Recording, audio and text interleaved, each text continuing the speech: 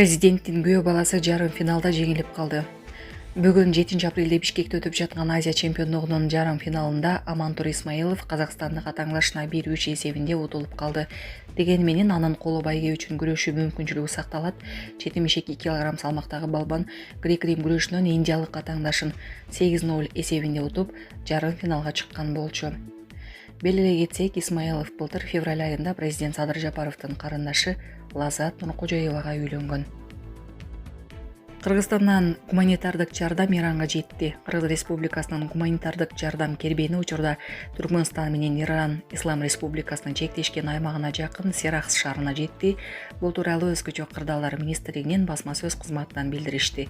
Маалыматка ылайык, гуманитардык жүктөрдү кабыл алуу иштери 7 апрелде бажы процедуралары толук аяктагандан кийин жүргүзүлөт. Эске салсак, жалпы көлөмү 129 тонна гуманитардык жардам жүктөлгөн.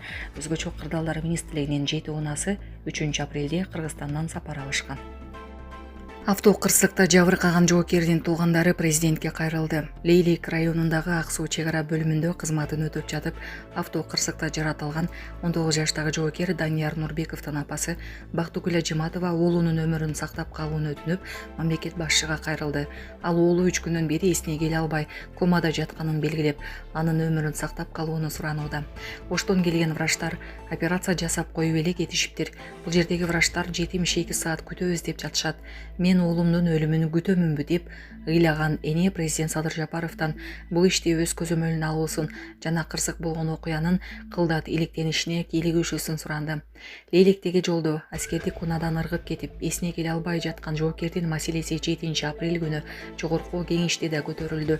Депутат Жылдыз Курманалиева парламенттин сот укук маселелери, укук тартиби, кылмыштуулук менен күрөшүү жана коррупцияга каршы аракеттенүү комитетинин жыйынында Умбем клиникасы тиш ооруларын дарылоо жана тиш салуу кызматын көрсөтөт. Стоматология заманбап техникалык каражаттар жана материалдар менен камсыздалган. Жогорку даражадагы стоматологдор өз ишинин сапатына кепилдик беришет жана төмөндөгү кызмат көрсөтөт. Хирургиялык стоматология, тиштерди реставрация кылабыз. Кандай гана оор абалдагы тиш болсо да оорутпай алып салабыз. Жулабыз. Тиштерди кесипкөй чеберчиликте гигиеналык тазалоодон өткөрөбүз. Брекет системабыз да бар. Тиштерди имплантациялайбыз, которобуз. Протездөө, металлокерамика, цирконий, алтын жана башка түрлөрдү колдонуу менен сиз каалаган сапатта тиштериңиздерди оңдоп түзөп, салып жана тазалап беребиз. Көңүл буруңуздар, биздин жайкы жеңилдетүүдөн пайдаланыңыздар. Эгер сиз алдын ала жазылып келсеңиз, сизге 500 рубль арзандатуу каралган. Шашылыңыздар, биз сиздерди күтөбүз. Биздин дарек Москва шаары, метро Нахимовский проспект, Сибашская көчөсү 7, корпус 2, метрого жакын жайгашкан.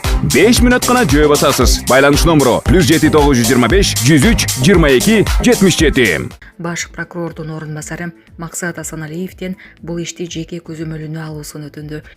Лейлик районундагы Ак суу чек ара бөлүмүндө кызматын өтүп жаткан 19 жаштагы жоокер 4 апрель күнү Кайрагачы чек ара бекетине баратканда унадан ыргып кеткенин чек ара кызматы кабарлаган. Ага ылайык жоокер УАЗ пикап автоунаас менен тоолуу жолду бара жатып, катуу силкинген учурда ыргып жерге түшүп кетип эс учун жоготкон. Саламаттык сактоо министрлиги жоокердин абалы туруктуу оор экенин, Лейликке нейрохирургдар, дарыгерлер жиберилгенин билдирген. Акыйкатчы институтунун маалыматына караганда, былтыркы 8 айда Коргоо министрлигинин аскер госпиталына жалпысынан 782 адам кайрылса, анын 114-өө катардагы жоокерлер. Январь-июль айларында 8 аскер кызматкери жаракат алган. Булак Азаттык. Орусия Иранга чалгын жана кибер колдоо көрсөтүп жатканы кабарланды.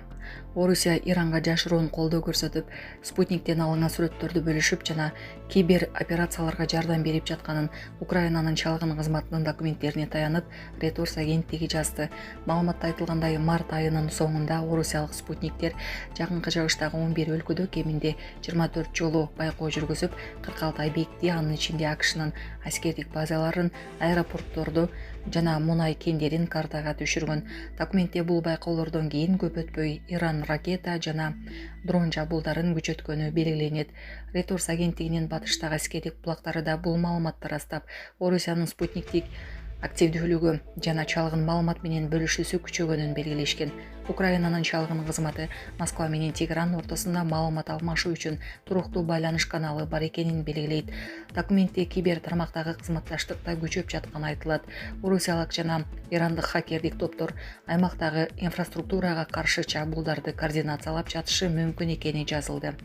Орусия Украинага 2022 февралында кеңири масштабтагы согуш ачкан эле Москва менен Тегерандын ортосунда аскердик байланыш күчөгөнү кабарланып келген. Бул кызматташтыкка дрондор жана чалгын маалыматтарын бөлүшүү боюнча келишимдер да кирет. Ошол эле учурда Reuters бул маалыматтарды өз алдынча тастыктай албаганын билдирди.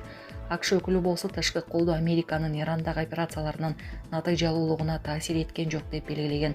Орусия жана Иран бул маалымат боюнча азырынча комментарий бере элек. Булак азаттык. АКШ Ираннын Харк аралына чабуул жасаганы айтылды. АКШ менен Израиль Ирандын негизги мунай экспорттоочу түйүнү болгон Харк аралына сокку урганы кабарланды. Бул тууралуу Ирандын Мехр агенттигине таянуу менен чет элдик басылмалар жазышты. Маалыматка ылайык АКШ тарабынан Харк аралына бир нече жолу чабуул жасалып, жарылуулар орун алган. Учурда бул сокку тууралуу АКШ менен Израиль тарап маалымат бере элек.